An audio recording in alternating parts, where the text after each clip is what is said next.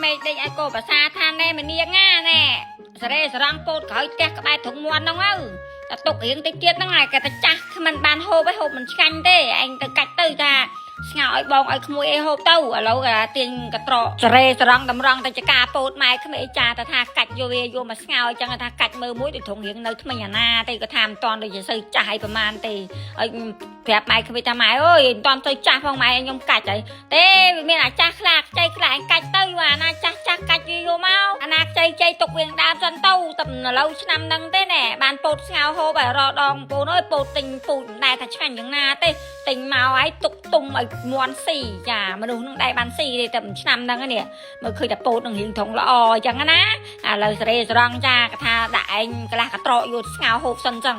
ណែមើលថាអាណាធំធំកាត់វាមកតែក៏កាច់បដាហ្នឹងក៏នឹកឃើញបដាថាចាអីបើយកពោតនឹង3 4ពោតទៅធ្វើបបរពោតទុកឲ្យម៉ែក្មេងហូបនឹងល្អយ៉ាងណាទៅហើយតែក្មួយថាល្អម៉ែតាអ៊ីឲ្យគាត់បបរពោតគាត់ហូបសាកមើលគាត់មិនដែលបានហូបហ្នឹងត្រឹមតែបបរលពៅបងប្អូនអើយឥឡូវនេះណាបងស្រីខ្ញុំនិងក្មួយខ្ញុំអង្គុយកំពុងតែបកពោតនឹងឯងបងប្អូនចាគាត់ថាអាខ្លះទៅល្អអាខ្លះទៅក៏វាមិនសូវជាល្អឲ្យប្រមាណទេចាឥឡូវគាត់ថាបានសេរីជាមួយនឹង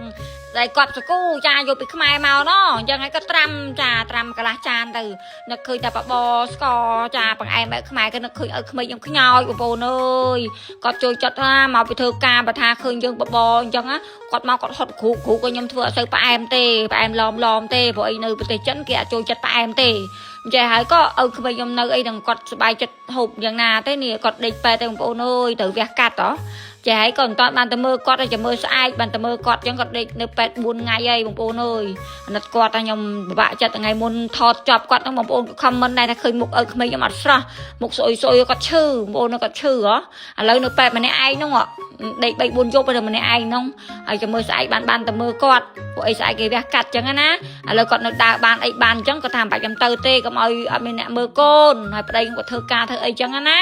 ាចាហើយឥឡូវនេះបងប្អូនអើយក៏ទិញបានដែរកញ្ចងកញ្ចៅស្រុកចិននេះខ្លះទិញបានតាពាំងខ្លះចាគាត់ថាយកមកស្លតាពាំងហូបមួយចានបានតែបងខ្ញុំតាន់គាត់នៅស្រុកចិនអញ្ចឹងគាត់ស្លខ្ញុំហូបតែគាត់ទៅស្រុកខ្មែរក្មួយទៅខ្មែរបាត់ហ្នឹងក៏ខ្ញុំមិនមានអ្នកជាអ្នកស្លុកអីទេចាគាត់ថាហូបម្នាក់ឯងក៏ហូបវាមិនឆ្ងាញ់យ៉ាងឥឡូវនេះណែមកផ្សាយផ្សំជាមួយនឹងអានេះបន្លែប្លុកចាបន្លែបៃតងផងយើងដូចជាត្រួយម្ទេសត្រួយអីហ្នឹងក៏វាមិនមានបន្លែគ្រប់គ្រាន់ទេស្រុកនេះវាមិនមានបន្លែផ្អែមបន្លែអីទេចាមានថាត្រួយលពៅត្រួយអីហ្នឹងក៏ចេះតែដាក់ទៅមិនឲ្យតែបានថាហូបអញ្ចឹងណាចាមួយទៀតថានឹងក៏បានកញ្ចងកញ្ចៅស្រុកចិនយើងនេះចាតារាវនឹងផ្សារក៏ថាបានកន្លះថងមិនរាវនឹងស្រែចារាវនឹងផ្សារបងប្អូនអើយជាមួយនឹងបងស្រីខ្ញុំនេះតម្រង់ទៅតាំងពីព្រលឹមណោប្រាប់បច្ច័យខ្ញុំឃ្លានសឡតាពាំងមកវឹកតាពាំងសបោនោះក៏ខ្ញុំបានស្លទេក៏ខ្ញុំស្លហូបម្នាក់ឯងក៏ហូបវាមិនអស់ចាចាក៏ថាបងខ្ញុំមកហើយអាកាសល្អមានអីទៀតនេះក៏ដាំបានដេញនេះស្អំបាន2ដើមនោះឥឡូវមកកាត់ទៅហើយនេះកាត់បានមកតង2តង3តងធ្វើមិនឲ្យធំក្លិនស្អំនៅក្នុងស្លតាពាំងយើងมันឆ្ងាញ់អញ្ចឹងណាអាក្មួយថាអីអើយកាត់គ្នាតែមលូនកាត់អស់ទៅហើយកាត់ទៅគ្មានអីបែកសាខាមកទៀតទេបើថាវាមិនកាត់ទេវាខ្ពស់អញ្ចឹងទៅវាក៏វាមិនសូវល្អអីដែរចាឥឡូវគេថានៅបន្លែប្លុកក្រោយផ្ទះហើយសបោណាហើយណាមានសូវមានអ្នកហូបបាត់ឲ្យក្មេងខ្ញុំមួយគេក៏អ្នកហូបបន្លែអត់មានអញ្ចឹងក៏បបាក់ឲ្យក្មេងគាត់ជំនាញខាងហូបបន្លែហ្នឹងមានអីទៀតឥឡូវពេញប៉ោះឃើញល្អពេកបេះពេញប៉ោះទុកទៅថ្ងៃណាមួយបានតែអាំងត្រីទៅយើងធ្វើទឹកអំពិលពេញប៉ោះហើយអញ្ចឹងទៅក្មួយខ្ញុំថាអីអើយខ្ញុំចង់ហូបអាទឹកអំពិលពេញប៉ោះហ្នឹងឯងហើយឥឡូវនេះបងប្អូនគាត់ថាចឌីកុំភ្លេចថតនំម៉ែក្មេងប្រយុទ្ធមិញផងឥឡូវនេះបងប្អូនអត់មានរីកទេចានៅល្អសំណំណាបងប្អូននេះឆ្អិនប៉ុនគាត់ដែរតាម៉ែក្មេងខ្ញុំស្ងោដល់ម៉ោងប្រហែលទេបានគាត់លើកចេញពីឆ្នាំងហ្នឹងដោយសារតែខ្ញុំដេកបាត់ហើយយើងយប់ដែរប្រយុទ្ធមិញហ្នឹងចាឥឡូវណាថាក្មួយខ្ញុំកំពុងកោះដូងស្លតាពាំងមួយចានសិនចាគេតែចំអិនហូបថ្ងៃហ្នឹងតែម្ដងណាដោយសារម៉ែក្មេងគាត់ទៅធ្វើការបាត់ហើយគាត់អត់មានមកហូបបាយនឹងផ្ទះទេណាមួយតាគាត់សម្រាប់នៅពេទ្យទៀតហ្នឹងគាត់អារម្មណ៍គាត់មិនសូវនៅក្នុងខ្លួនទេចានឹងធ្វើមិនទេមានតែស្អែកហ្នឹងគាត់វះកាត់ធំខ្ញុំចេញទៅមើលគាត់ជាមួយប្តីមួយបងខ្ញុំអីចឹងណាហើយឥឡូវគាត់ថាណែយើងកាត់គូរឿងផ្ទះស្បែកនេះសិនចាស្លសុកបុកតាពីហូបសិនចាគាត់ថាស្លមួយស្លតាពាំងយើងហ្នឹងមិនភ្លេចទេរឿងកឡប្រហុកចាបងប្អូនអើយនេះដាក់តាពីកតុយទៅហើយស្លកូនឆ្នាំងទូចទេក៏មិនមានស្លអីច្រើនទេសាច់តែ3អ្នកបងប្អូនហូបហ្នឹងបើម៉ែក្មេងខ្ញុំគាត់នៅទៅគ្រាន់ថាឲ្យគាត់ភ្លក់សាកអីចឹងហើយគាត់អត់នៅហ្នឹងអញ្ចឹងហើយតាក៏សេរីស្រង់តែបន្តិចបន្តួចហ្នឹងទៅហូបដល់ពេលថ្ងៃត្រង់តែល្ងាចឡើងមកម៉ែក្មេងមកឆាទេតែអញ្ចឹងណា ចាគាត់ថាឆាយើងហងៃបងខ្ញុំគាត់មិនសូវប៉ិនទេអញ្ចឹងយើងសេរីសឡខ្មែរខ្លះទៅចាឥឡូវនេះសឡតាពាំងយើងមើលទៅតំណងបងប្អូនអើយនេះចាបើថាមានប្រសិទ្ធច្បាវមានអីទៀតរត់តែអែមតែវាអត់មាន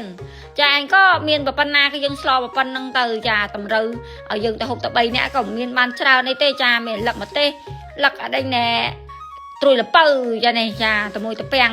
ខ្នែងទៀតបងប្អូនអើយខ្នែអាស័យនោះខ្ចីយាយគេលក់នឹងផ្សារហ្នឹងយកមកចិត្តហូបទៅឥឡូវក៏បានតែឆ្អិនដែរភ្លក់មួយម៉ាត់មកជាតិដល់កៅបៃដងហ្មងណាក៏ថាមករយៈមុនខ្ញុំទៅស្រុកខ្មែរដែរតែខ្ញុំដែរបានថាស្លោហូបទេពេលនៅស្រុកចិននឹកឃើញឲ្យគ្រប់ឲ្យសពបែបចឹងតែទៅដល់ខ្មែរស៊ីអានេះស៊ីអានោះអីចឹងនោះចិត្តណាតែពេលទៅដល់ខ្មែរម៉ែណៃគ្មាននឹកឃើញថាហូបអីទេចាឥឡូវបានបងមកដល់ស្រុកចិននេះស្លោឲ្យបងអូនហូបនេះរអ្វីព្រៀបពុំបានទេបងប្អូនអើយសាច់គោ3គីឡូក៏មិនដូរផងជាមួយនឹងសឡតាពាំងនេះចាក៏ថាឆ្ងាញ់ណាស់លោកអើយនេះផ្ញើចិត្តនឹករលឹកដាក់មួយចាន2ចានឲ្យបងអូនរស់នៅប្រទេសចិនដូចខ្ញុំដែរ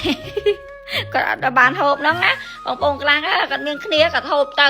ស្លោបានហូបទៅរឿងអត់គ្នាដូចខ្ញុំមិនយល់អារម្មណ៍ចាម្នាក់ឯងស្លោហូបអីធ្វើអីក៏វាមិនឆ្ងាញ់ដែរតែសំខាន់មានគ្នាចេះបួងហើយបងប្អូនអើយចាគាត់ថាឆ្ងាញ់យ៉ាងណានេះស្នាដៃបងស្រីខ្ញុំលោកអើយអស់លេងពិចារហើយនោះចាវាយមួយឆ្នាំងដាច់នោះហើយមានអីទៀត3នាក់អស់ទាស់ត្មងហើយឥឡូវគឺថាវីដេអូនេះខ្ញុំក៏បានដល់ទីបញ្ចប់ផងដែរពុកម៉ែបងប្អូនជាទីស្រឡាញ់ទាំងអស់គ្នាចាអរគុណយ៉ាងច្រើន